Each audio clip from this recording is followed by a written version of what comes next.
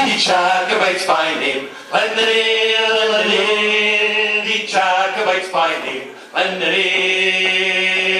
ye Jacobites by name, your thoughts will proclaim.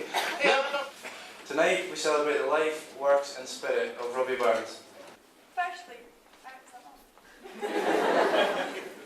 I would like to say how privileged I feel to be standing here tonight. Initially, to be able to celebrate the life and literature of Scottish legend Robert Burns, and also to be in a position to reply to Callum's toast. Secondly, I want to take this opportunity to apologise if this speech isn't up to scratch. As cruel Mr. Taylor gave me a modern studies essay to revise for, which divided my time between the two, so blame him. I can safely say, on behalf of all our troops here, we're having a great year, and we love spending time with each other, well, most of the time. We girls count ourselves lucky that the Burns traits, such as his handsome charm with the ladies, his love of the demon drink, his impeccable dress sense, his wit and charisma, are exhibited in so many of the males throughout our school. Although Burns is known to be an enthusiastic womanizer, he has also passionately believed in equality of the sexes and knew that men would be nothing without us women, as he explained in his poem, The Rights of Women. While Europe's eye is fixed on mighty things, the fate of empires and the fall of kings, while quacks of state must each produce his plan, and even children list the rights of man. Amid this mighty fuss, just let me mention, the rights of women merit some attention. So here's my take on how these laddies compare to us lassies. I thought writing this speech would be easy, as of course I have known Callum all my life, and he has been prone to doing some ridiculous things, along with the rest of their boys, with their, at time, daft antics. However, it has been more of a task than I had anticipated. It has been hard as separating a yolk from an egg, Batman from Robin, or James from Lisa. Our head boy, Callum Barman, has always had a rebellious streak, which has eventually emerged over these past few months in 6th year, where he has infamously earned the title as our head fraud. How can this be so, I hear you call? Quite simple. Sex, drugs and rock and roll. The rock and roll part of this comes from the fact that Callum is a bit of a punk rocker, or tries to be, considering his music taste and lack of taste in the wardrobe department. Punk music seems to be one of the cooler genres to listen to with many of the 6th year lads, although myself, many of the other girls, and soon to be lead singer of the Wanted, Jake Rennick, don't entirely approve of the music selection in H4, along with Mr. Williamson, who I've been told has asked for Alexandra Burke's album for his birthday. Don't worry, Mr. Williamson, I think she's good too. As mentioned, Callum sports an appropriate punk image with his ripped skinny jeans and leather jackets, and has taken up the must-have accessory of the punk image by sporting safety pins on his bag and elsewhere. I bought you one for the other nipple, Callum, no need to thank me.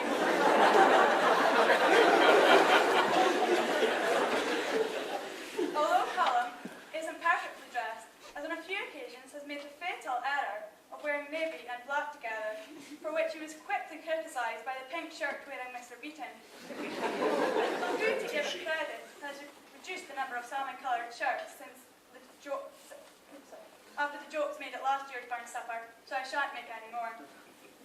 As mentioned, Robert Burns was a complete ladies' man. Many of his writings were dedicated to love affairs he had had, and our 6th year boys following in exactly those footsteps. Now, Martin's love life has been anything but a smooth ride. The poor boy suffered from unrequited love. It was a heart-rending scene, until he fixed the bed and found himself actress / singer / model from London, and is now happily obsessed with both these ladies. The obsessions don't end there, as many of you are led to believe. Sophie comes to work at Bannerman Park with myself after school each day, when in fact she was drawing up her own restraining order to keep in check James McNally. Eye, foot and hand are constantly on her. Her head and deputy head boy are no exception for their love of the opposite sex. Cameron, the poor soul, doesn't do much wrong, apart from that one fateful night at Sophie's birthday party, where the alcohol only amplified Cameron's friskiness, leaving Kirsty barely an opportunity mad for roping him into this. Sorry, Cameron, I was peer pressured into including him. Callum has had many of the love affairs. I remember at the beginning of the year, a certain teacher congratulating Callum on becoming head boy and mentioning how he doesn't have the pressure to pull the head gear off, because of course, that would just be wrong. But no, Callum went on better. Remember Shawnee? I need not say anymore. It doesn't stop there either. He has been linked to a certain superwoman, panda and lion, and recently caused the whole of the audience at the gala dance and after party to wince while he took part in some very public petting, adding to his head-forward status. That isn't the end of Callum's charm. I'm unsure if it is linked to his lead singing in his band, but he has developed somewhat of a fan base, which consists of a bearded man, a drama queen, and Andrew Brandon. We worship Callum as if he were a god. I talk about the womanising of high school boys as if it is a general talent, although I must apologise as not all boys are like so. There are many who are in stable, long-term relationships, such as Mr. Williamson, who Burns wrote about in The Hand-Pecked Husband. Cursed be the man, the poorest wretch in life, the crouching vassal to the tyrant wife.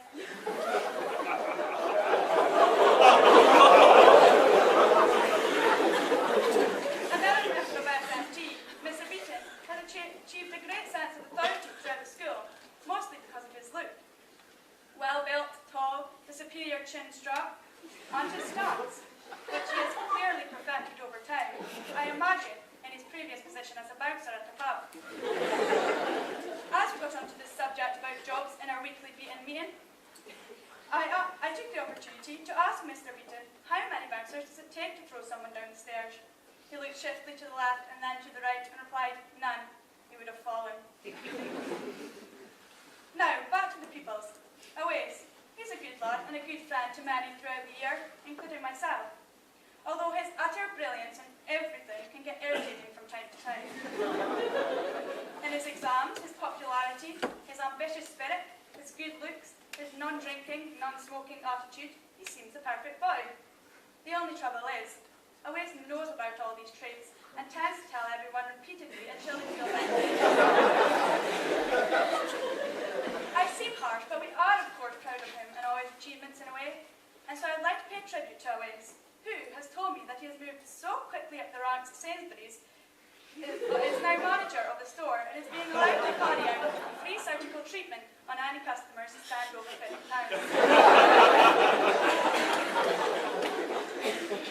As you all, I'm sure, have already suspected, my speech would include some 2010 after-party antics, but you're not wrong. As of course, no tribute to the laddies would be complete without it. For those of you who had the utter misfortune of being unable to attend, or for many of our boys, remember the after-party, let me fill you in. As many of the guys enjoyed intoxicating themselves in the true spirit of Robbie Burns himself, who was a sucker for a drink or two, it all began relatively controlled, until the Pope had too much holy water and things got messy. Kirsty's mum, who's a doctor, came to the rescue the drowning Pope, who was next helped by his father, who had to warm up the Pope-mobile and make a mercy dash to Manchester. Whereas another member of medical staff was taking good care of a certain white rabbit. Then there were many tears and mental scarring as William exposed his rash. At the same time, a lot of vintners got very drunk, making good use of all 50 sick bowls which Morag had got. And all the while, James stalked Sophie.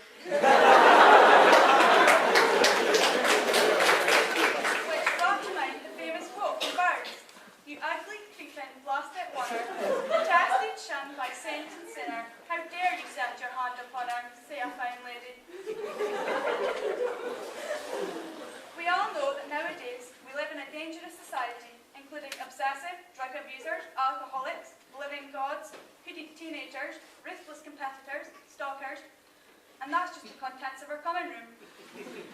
Now I poke fun at the lads and their misfortunes, but I can honestly say that they are a vital part of us girls' lives. Without them, school would be nearly as entertaining.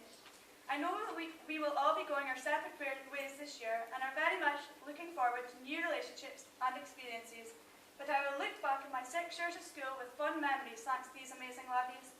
So to slightly misquote Burns, then And may the lads and lassies arise to reach their native kindred skies, and sing their pleasures, hopes and joys in some mild sphere, still closer knit in friendship ties each passing year. So boys, I hope you know we love you lots like jelly tots, cocoa pops, and in some cases, vodka shots. Could all the women please be upstanding and close the door.